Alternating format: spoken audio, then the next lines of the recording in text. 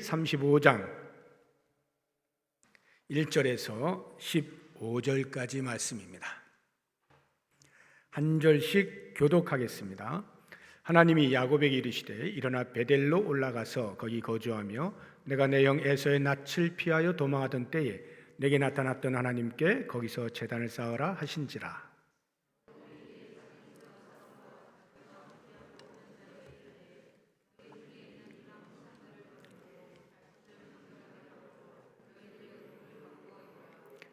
우리가 일어나 베델로 올라가자. 내 환난 날에 내게 응답하시며 내가 가는 길에서 나와 함께 하신 하나님께 내가 거기서 제단을 쌓으려 하노라 하매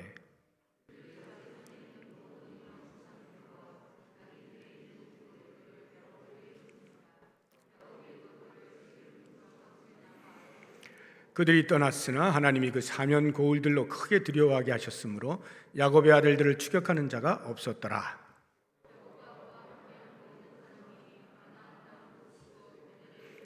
그가 거기서 제단을 쌓고 그곳을 엘베델이라 불렀으니 이는 그가 그의 형의 낯을 피할 때에 하나님이 거기서 그에게 나타나셨음이더라.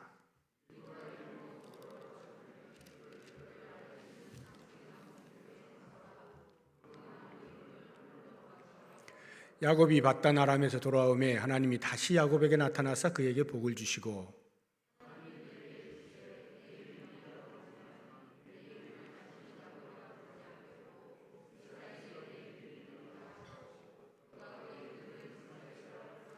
하나님이 그에게 이르시되 나는 전능한 하나님이라 생육하며 번성하라. 한 백성과 백성들의 총회가 내게서 나오고 왕들이 내 허리에서 나오리라.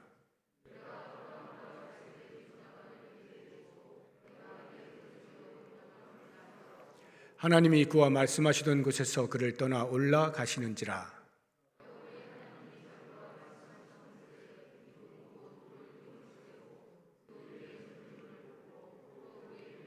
같이 읽습니다. 하나님이 자기와 말씀하시는 곳의 이름을 베델이라 불렀더라. 아멘. 우리 아가페 찬양대 요즘 저의 어깨를 이렇게 들썩들썩 신나게 만들어 준 것 같습니다. 이게 찬양이 제가 막 들으면서 이 심장이 벌떡벌떡 뛰어요. 뭐 예전에도 그랬습니다만 좀 더 새로워진 것 같아요. 왠지 이렇게 찬양 이 편곡을 막 이렇게 해서 그런가요? 아무튼 이렇게 꿈틀꿈틀거리는 그런 느낌을 받는데 감사합니다. 수고들이 많으시고 이런 찬양을 통해서 아마 제가 이 정도면 하나님도 많이 아마 좀 이렇게 춤추고 계시지 않을까 이런 생각이 드는데요. 계속해서 좋은 찬양 힘써 주시기를 부탁을 드립니다. 오늘 우리가 읽은 이 말씀을 보게 되면 우리 인생의 여러분들의 삶 가운데에서 굵직굵직하게 하나님을 만난 경험들, 그런 사건이 아마 있으리라 생각됩니다. 저도 제 인생 이렇게 쭉 돌아보면 한 몇 번 아주 굵직하게 하나님께서 저를 만나주신 그런 사건들을 기억할 수가 있는데요. 오늘 본문에도 보면 이 야곱의 인생에도 그런 굵직굵직한 사건이 있었다는 것을 우리가 이제 알 수가 있습니다. 야곱의 인생 가운데서 그냥 눈에 띄게 우리가 이렇게 볼 수 있는 것은 그 밧단 아람으로 도망가던 그 시절 밤에 이렇게 노숙을 할 때 그때 하나님이 만나 주시잖아요. 거기가 이제 베델이라고 하는 나중에 그 이름이 그렇게 지어졌습니다만 거기에서 하나님이 이제 만나 주셔서 약속을 해 주시잖아요. 너 반드시 내가 다시 이리로 데리고 오겠다. 내가 너와 항상 함께 하겠다. 이런 약속의 말씀을 주시면서 야곱의 일생 가운데서 아주 큰 획을 긋는 그런 만남의 사건 우리가 이제 기억하고 있습니다. 두 번째로 굵직한 사건을 보자고 하면 귀향할 때 야복나루에서 하나님이 또 한번 만나 주시죠. 그러면서 끝까지 고집 부리는 야곱을 환도뼈를 부러뜨려 가면서까지 꺾으시려고 했는데도 불구하고 고집을 놓지 않으니까 그냥 떠나려 하시잖아요. 그때 이 야곱이 지금 하나님 붙들지 않으면 큰일 나겠다, 이러한 마음의 심경의 변화로 인하여서 막 이제 붙들죠. 그러니까 하나님께서 거기서 다시는 야곱이라 부르지 아니하고 이스라엘로 부르겠다 하고 이름을 바꾸어 주시는 그런 획기적인 이제 사건 우리가 기억을 합니다.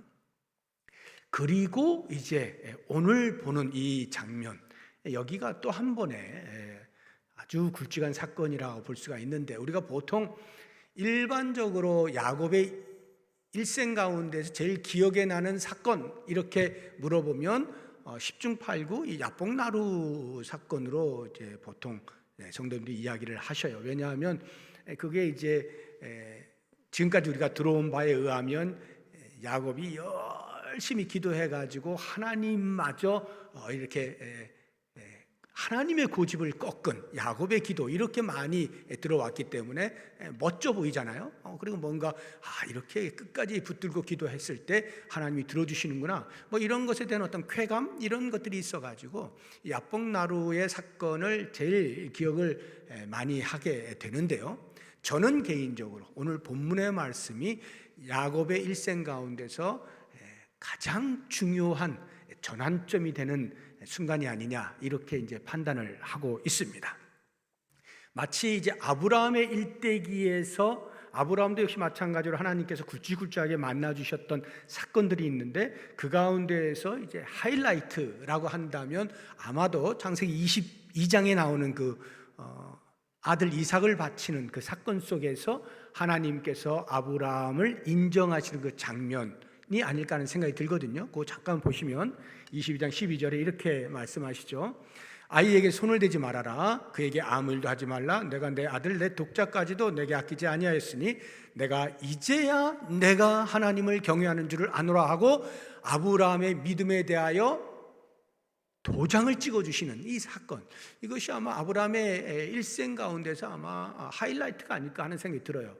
그렇다고 하면 저는 오늘 바로 이 세겜에서 만나주신 하나님, 이 장면이 아브라함에 비유하면 이 창세기 22장 이삭을 바치던 이 사건과 견줄 수 있지 않을까 하는 생각을 해보게 됩니다.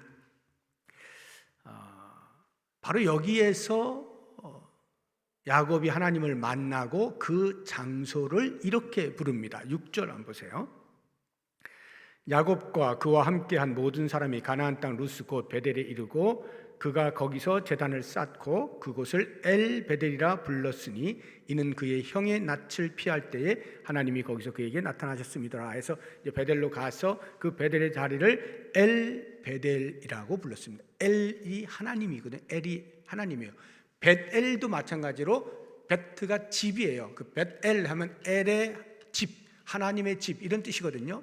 그런데 엘 베델 하면은 베델의 하나님이라는 뜻이에요. 베델의 하나님.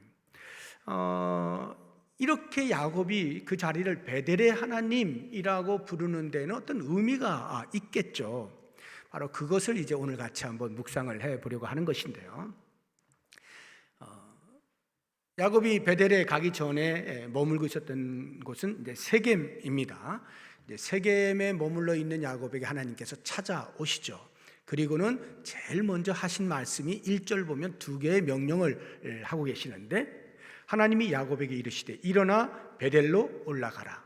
베델로 가라 하는 것 하나하고, 두 번째 그 뒤에 보시게 되면 거기서 제단을 쌓으라. 제단을 쌓아라. 이 두 개의 명령을 이제 주시는 것을 볼 수가 있습니다. 야곱이 왜 세겜에 머물러 있었는가? 그것은 이제 그가 귀향을 하면서 이제 에서와 이제 만나게 되잖아요.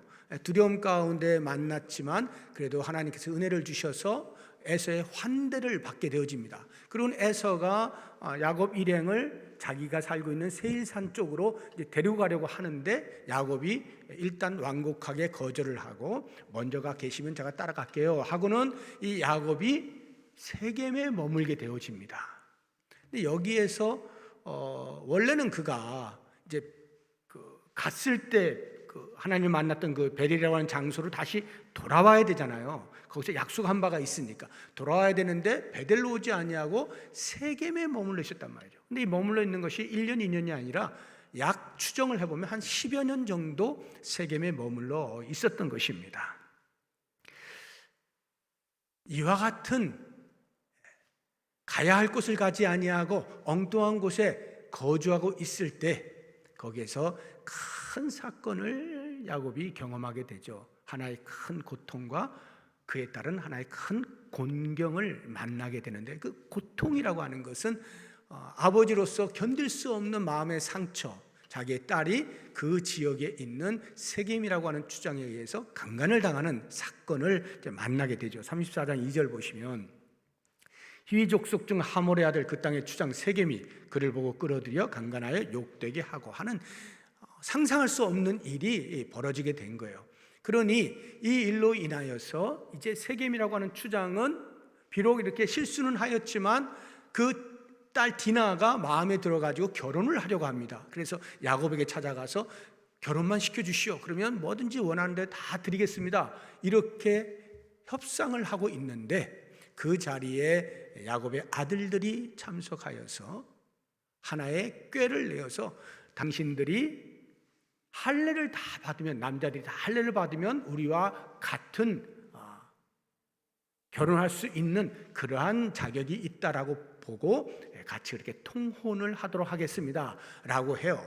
근데 원래의 목적은 그것이 아니고 그 틈을 타서 복수를 하고자 하는 것이었죠. 근데 그 사실을 알지 못하는 이 세겜과 그 아버지 하몰이 그 말을 좋게 여겨서 가서 모든 남자들을 다 설득해가지고 할례를 받게 합니다.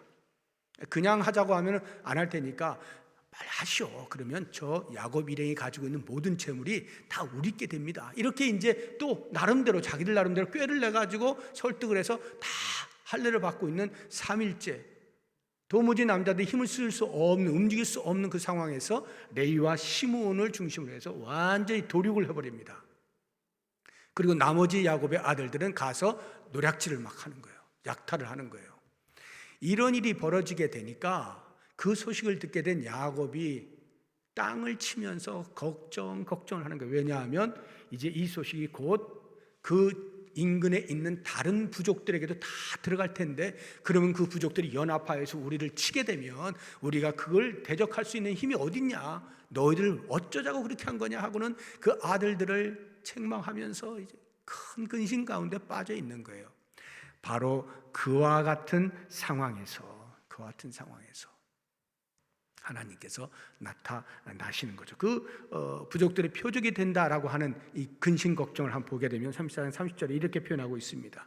야곱이 시므온과 레위에게 이르되 너희가 내게 화를 끼쳐 나로 하여금 이 땅의 주민 곧 가나안 족속과 브리스 족속에게 악취를 내게 하였도다. 나는 수가 적은 악취를 내게 했다는 말이 이제 그래서 그들이 연합해가지고 쳐들어올 것이다 이 말이에요. 이제 죽었다 이 말이에요. 우린 다 죽었다. 그런 두려움과 불안감 속에 있던 야곱을 하나님께서 찾아오시는 거예요. 그리고는 하신 말씀이 베델로 올라가라, 제단을 쌓아라, 이렇게 말씀하시는 거거든요. 그러면 하나님이 왜 베델로 올라가라고 하셨을까? 베델이라고 하는 그 지리적 장소, 그게 중요해서 하나님이 그리로 가라 하셨을까요? 너 왜 약속의 땅 그 장소로 안 가? 저는 그렇게 생각이 들지는 않아요. 왜냐하면요, 하나님께서 아브라함 때부터 약속으로 주신 약속의 땅은 가나안 땅 전체입니다. 그러면 지금 야곱이 머물고 있는 세겜 땅도 가나안 땅이에요. 그러니까 베델이 됐든 가나안 땅이 됐든 그 세겜이 됐든 가나안 땅, 약속의 땅은 똑같거든요. 그리고 실제로 야곱이 이제 베델로 간 다음에 거기에 계속 있는 게 아닙니다. 다시 그가 에브라스로, 지금 이제 베들레헴인데 에브라스로 또 기럇 여아림으로 헤브론, 이삭이 있는, 아버지가 있는 그쪽으로 가거든요. 그러니까 베델이 거기에서 거주해야 될 목적으로 그리로 가라고 하신 것이 아니에요. 그러니까 이건 지리적으로 어떤 베델이라고 하는 장소로 네가 왜 안 갔어? 이렇게 말씀하시는 것이 아님을 알 수 있어요. 그렇다고 하면 이 베델이라고 하는 장소가 주는 영적인 의미가 있겠죠. 바로 그곳으로 가라, 이런 이야기 아니겠습니까? 그러면 베델이 갖는 영적인 의미가 뭐냐? 그것은 신앙의 기본, 신앙의 본질, 신앙의 핵심이 있는 곳이다, 이 뜻이에요.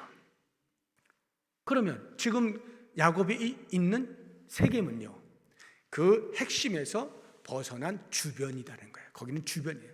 네가 지금 신앙의 주변을 맴돌고 있구나. 하나님께서 가운데로 들어와, 가운데로 들어와, 신앙의 본질로 들어와, 이렇게 초청을 하고 계시는 거거든요. 하나님께서는 우리들을 예수를 믿어서 구원받게 하셨을 때 어느 한 사람도 예외 없이 주변인으로 살게 부르시지 않았어요. 전부 각자 자신의 삶에서 신앙의 주인공으로 하나님이 부르셨지, 그냥 주변 대충 맴돌다가 대충 어떻게 누구 이렇게 발끝 붙잡고 천국이나 올라가, 이렇게 목적하고 우리를 부르시지 않았단 말이에요. 항상 각자 자신의 삶에서 신앙의 주인공으로, 신앙의 본질과 기본과 그 핵심 속에서 살아가도록 초청하신 것이고 우리를 부르신 것이에요. 그렇다고 하면 베델이 어떤 곳이길래 신앙의 기본이 되는 곳이냐, 왜 신앙의 본질과 핵심이라고 말을 하는가, 이 베델이 어떤 곳이기에? 그것은 베델이라고 하는 것이 하나님께서 야곱이 밧단 아람으로 도망갈 때 만나셨던 그 자리에서 하나님께서 이제 야곱을 만나서 내가 너와 항상 함께 있을게, 네가 여기 돌아올 때까지 내가 너를 지켜줄게, 이렇게 약속하셨을 때에 야곱이 하나님 앞에 서원한 것이 있어요. 하나님 앞에 서원한 세 가지가 있는데 그 세 가지 내용을 보면 그게 바로 신앙의 기본, 신앙의 본질이고 핵심이 되는 내용이거든요. 그래서 하나님이 베델로 올라가라 하신 말씀은 네가 20여 년 전에 나에게 서원했던 바로 거기, 그곳으로 다시 돌아가야 된다. 거기가 바로 신앙의 기본이야. 왜 주변을 맴돌고 있어? 하고는 그쪽으로 다시 몰아가시는 거거든요. 그렇다고 하면 과연 야곱이 서원한 그 세 가지가 뭔가? 28장에 보면 이제 그 만난 사건이 나오는데 거기 이렇게 나옵니다. 첫 번째를 보시면 28장 21절을 보세요. 내가 평안히 아버지 집으로 돌아가게 하시오면, 이제부터 서원하는 거예요. 여호와께서 나의 하나님이 되실 것입니다. 이렇게 이야기해요. 여호와께서 나의 하나님이 되실 것이다. 이것은 구약 전체 사상입니다. 구약 전체에서 하나님은 끊임없이 이스라엘 백성들을 향해서 나는 너희의 하나님이요 너희는 나의 백성이 될 것이다, 이것을 반복적으로 말씀하시거든요. 대표적 한 절만 찾아보겠습니다. 레위기 26장 12절인데 나는 너희 중에 행하여 너희의 하나님이 되고 너희는 내 백성이 될 것이니라. 이게 무슨 말이냐 하면 하나님은 이스라엘의 하나님, 이스라엘은 하나님의 백성, 이 관계가 배타적이고 독점적인 관계라는 거예요. 다시 말하면 이 사이에 아무것도 들어와서는 안 돼요. 다른 이물질이 끼면 안 되는 거예요. 하나님은 질투의 하나님이에요. 그래서 우리들을 사랑하시는데 그 사랑의 관계 속에서 다른 무엇이 끼어들어서 삼각관계가 되면 안 되는 거예요. 지극히 배타적이고 독점적이에요. 하나님의 우리를 향한 사랑과 우리가 하나님을 향하여 섬기고 사랑한다라고 하는 고백에는 아주 독점적이고 배타적인 관계를 형성하는 게, 이것이 기독교 신앙의 기본인 거예요. 우리의 신앙은요, 적당히 하나님을 한 60% 정도 하나님과 함께 이렇게 있고 나머지 40% 정도는 또 다른 그 무엇과 적당히 이렇게 양다리를 거쳐서 이렇게 살게 되어 있지 않습니다. 우리 기독교 신앙의 기본은 철저하게 하나님만 섬기는 거예요. 하나님만 나의 하나님이신 거예요. 그래서 하나님은 우리를 가리켜서 너는 나의 백성, 이렇게 말씀하시는 거죠. 바로 이 자리로 오라는 거예요. 하나님과의 이런 관계의 자리로 돌아오라는 거거든요. 두 번째로 보시게 되면 28장 22절 상반절에 이렇게 나옵니다. 내가 기둥으로 세운 이 돌이 하나님의 집이 될 것이요. 여기 하나님의 집이라고 하는 말은 이제 성전을 말하는 거예요. 뭐 그 당시로 하면 성막이라고도 표현을 할 수가 있겠습니다만 뭐 성막도 없었죠. 하여튼 하나님이 거하시는 곳, 하나님의 임재의 자리가 이제 하나님의 집이라고 하는 말이에요. 그럼 하나님의 임재하시는 그 자리에서 우리가 하는 일은 예배를 드리는 거예요. 그래서 하나님께서 베델로 올라가서 제단을 쌓으라 이렇게 하잖아요. 그 제단 쌓는다는 것이 오늘날로 하면 예배를 드려라, 이런 이야기가 되는 것입니다. 예배 드리는 것, 이것이 우리 기독교 신앙의 본질이고 기본이라는 거예요. 여기가 핵심이라는 거예요. 그래서 하나님의 임재가 있는 곳에서 예배를 드린다라고 하면 이제 우리가 신약 시대에 와가지고 하나님 나라 개념이 이제 있잖아요. 하나님 나라가 이미 임했다는 거 아니에요? 아직 완성될 하나님의 나라는 도래하지 않았지만 그리스도가 이 땅에 오시면서 하나님의 나라가 도래했다라고 보는 것입니다. 그렇다고 한다면 하나님의 나라, 즉 하나님이 통치하시는, 비록 지금 현재는 부분적으로 일어나고 있지만 하나님의 다스리심 속에 우리들이 살아가고 있는 거예요.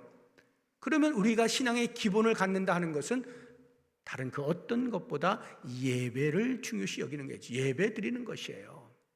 그래서 우리가 이미 임한 하나님 나라에서 예배를 드린다 하는 예배자로 살아가는 데 있어서 크게 두 가지 개념, 예배의 생활화, 예배의 생활화. 우리가 예배를 드리는 것이 어쩌다가 한번 드리는 게 아니라 예배의 생활화. 두 번째 개념은 생활 속의 예배. 생활 속의 예배. 이 말은요, 우리가 이렇게 함께 모여 있는 공적인 자리에서의 예배만이 예배가 아니라 우리의 일상의 삶, 살아가는 삶, 모든 것이 다 예배라는 거예요.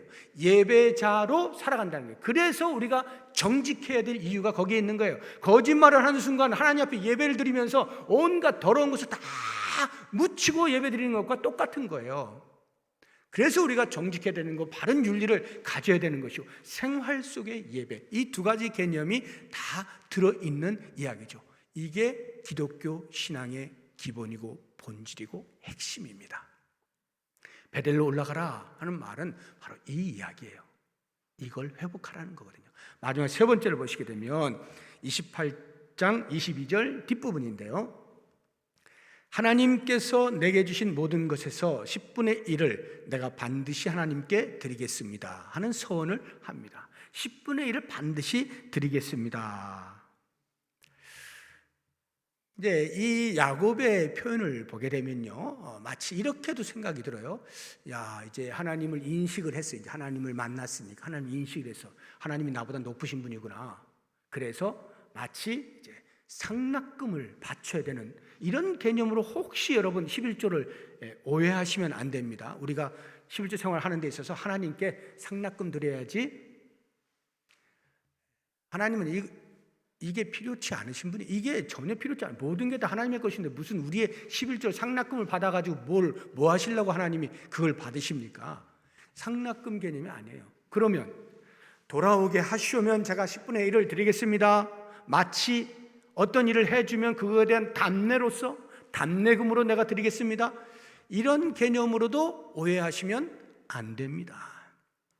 지금 야곱이 고백하고 있는 이 이야기는 내게 있는 모든 물질이 다 하나님이 주신 것이로군요. 그것을 제가 인정하겠습니다라고 하는 하나님의 인정, 주권에 대한 인정의 표현으로서 10의 1을 드립니다라고 말하고 있는 것이에요. 모든 것의 주인이 여호와 하나님이시다. 다시 말하면 내 인생의 주인이 하나님이심을 고백하고 있는 장면이에요. 바로 여기가 신앙의 본질, 핵심, 기본이 되는 것이죠. 그래서 우리는 하나님의 주권을 인정하는 사람이고 하나님의 다스림 속에 100% 우리가 순종하며 살아가는 존재임을 고백하는 것, 이게 기독교 신앙의 기본이에요. 하나님 저를 다스려 주십시오. 하나님 저를 다스려 주세요 라고 하는 고백으로 살아가는 삶, 바로 이 자리로 돌아오려는 거죠. 11조 이야기를 하니까 이제 제가 11조 뭐 이런 헌금 얘기를 거의 안 하기 때문에 이런 이제 성경 속에서 이런 본문이 나올 때 어쩌다 한번 이렇게 하니까 할 땐 해야 될 것 같아요. 11조 생활이 지금 제가 말씀드린 대로 우리 기독교 신앙의 기본이라 그랬잖아요. 기본. 그런데 기본을 못 하시는 분들이 계시죠. 기본을 못 하시는 분들이 계셔요.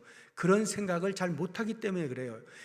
11조는 좀 믿음이 이제 커지면, 믿음이 생기면 그때부터 하는 것이라는 생각을 하곤 하는 거예요. 그런데 그게 아니라 이것은 기본이란 처음부터 출발부터 하는 것을 기본이라 그러는 거예요. 모든 것의 시작점이 기본이란 말이죠. 11조 생활이 왜 기본이냐? 이 물질에 대하여서 하나님의 것입니다라고 하는 인정을 할 수 있을 때 다른 영역들에 대해서 어렵지가 않아요. 그 인정을 해드리는 것이. 왜? 물질이 제일 유혹이 크거든요, 우리에게. 그런데 이 부분에서 모든 것의 주인이 하나님이시구나 하는 것에 인정을 할 수만 있다면요, 웬만한 영역에서 어렵지 않습니다. 그래서 이 11조 생활은요, 반드시 기독교 신앙을 가진 자는 출발부터 해야 되는 것이다 하는 것인데요, 우리 한국 교회가 현재 이 코로나로 인하여서 많은 어려움을 겪고 있잖아요. 성도들이 경제적인 활동이 어려워져서라도 11조가 당연히 줄어들 것이고 말이죠. 어떤 경우에는 파산이 나거나 이렇게 되니까 아예 못하는 경우도 생기고 말이죠. 이러다 보니까 헌금이 줄 수밖에 없는 구조예요, 지금이. 이 코로나로 인하여서 이게 거의 3년여 동안 되어지고 있으니까 한국 교회들이 얼마나 타격이 크겠어요. 그런데 그 와중에 일부 교회들은 그렇게 큰 타격을 입지 아니하고 재정적으로 어려움 없이 진행하는 그런 교회들도 왕왕 있습니다. 그 가운데 우리 교회가 거기에 해당이 돼요. 이 이야기는 뭐냐면, 여러분들이 이 어려운 때에 힘을 다하여서 헌금을 하고 있다는 거예요. 열심히 교회를 생각하면서 더 열심으로 이렇게 하고 있다는 것이에요. 또는 여러분들의 직장이 됐든 사업터가 됐든 잘 되는 거죠.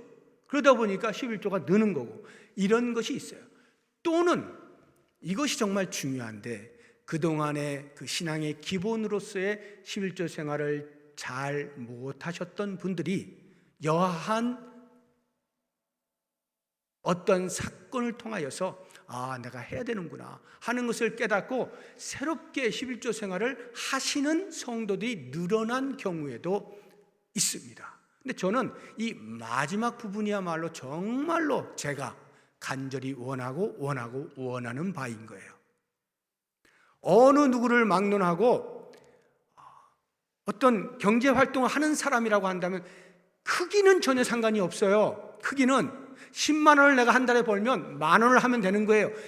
크기는 상관이 없어요. 액수는 상관이 없습니다. 10의 1을 드리는 순간에 내게 있는 모든 것이 아버지의 것임을 고백하는, 하나님의 주권을 인정하는 그러한 신앙의 기본을 쌓아가는 거거든요. 이게 너무 중요한 거예요. 저는 우리 모든 성도님들이 한 번도 빠짐없이 이 기본에 충실하기를 원하는 거예요. 그런데 감사하게도 지금 점점 그렇게 늘어나고 있다는 것이 저로 하여금 매우 고무적으로 느끼게 만들어주고 있는 거죠. 그래서 너무나 감사한데요, 저는 지금도 혹시라도 여러분 가운데에서 아직 그 부분에 대해서 마음 해결이 안 되신 분들은 이게 어떤 다짐과 그런 것보다도 더 중요한 게 본질이구나, 기본이구나, 이 부분으로 생각을 바꾸어 보시라고요. 그래서 만약에 이 부분에서 여러분들이 해방될 수만 있다면 아마 인생 전체에 대해서 하나님의 주권을 인정하는 것이 그렇게 어렵지 않게 살아가실 수 있을 거라 하는 생각이 들어요. 그래서 저는 이 세 가지, 이 야곱이 서원한 이 부분이 바로 우리 기독교가 이야기하고 있는 신앙의 기본인데, 하나님께서 야곱에게 너 왜 세겜에 머물러 있니? 베델로 올라가라 하는 그 말씀은 바로 이 기본으로 다시 네가 신앙으로 무장해라 하는 이 말씀을 하고 있는 거거든요. 그런데 놀랍게도 야곱이 하나님의 이 말씀에 대하여 즉각적인 순종을 하고 있는 모습을 볼 수가 있는 것입니다. 2절을 한번 보세요. 야곱이 이에 자기 집안 사람과 자기와 함께한 모든 자에게 이르되 너희 중에 있는 이방 신상들을 버리고 자신을 정결하게 하고 너희들의 의복을 바꾸어 입으라. 세 가지 명령을 내리죠. 식솔들에게 이방 신상들을 버려라 하는 거예요. 하란에 있을 때 또는 세겜에 머물러 있으면서 이러저러하게 유입이 됐을 수가 있겠죠. 바로 그러한 것들을 다 내어다 버려라 하는 것이고요. 두 번째는요, 자신을 정결하게 하라 이렇게 이야기하고 있죠. 정결하게 하라고 하는 것은 모든 죄를 회개하라는 거예요. 그리고 주변만 맴돌고 있던 그 미지근한 신앙생활로부터 탈피하라 이런 말씀하고 있는 거예요. 그리고 세 번째, 의복을 바꾸어 입으라 그러잖아요. 옷을 바꾸어 입는다라고 하는 것은 이제 성경적으로 보면 많은 의미가 있습니다만 대표적으로 거룩함을 이야기하는 거예요. 거룩함. 구약도 그렇고 신약도 그런데요. 구약을 한번 보겠습니다. 스가랴서 3장 3절 4절 보면 여호수아가 더러운 옷을 입고 천사 앞에 서 있는지라 여호와께서 자기 앞에 선 자들에게 명령하사 그 더러운 옷을 벗기라 하시고 또 여호수아에게 이르시되 내가 내 죄악을 제거하여 버렸으니 내게 아름다운 옷을 입히리라 하시기로.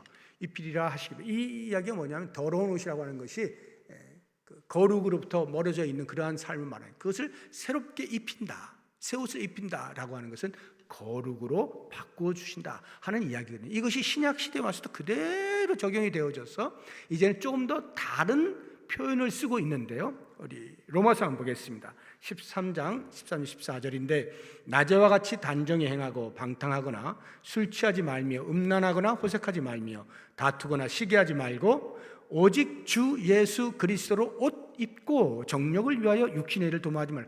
그리스도로 옷 입어라. 신약에 와서는 그리스도로 옷 입으라는 표현을 쓰고 있는데 이 말의 의미가 곧 예수 그리스도처럼 거룩으로 살아내라.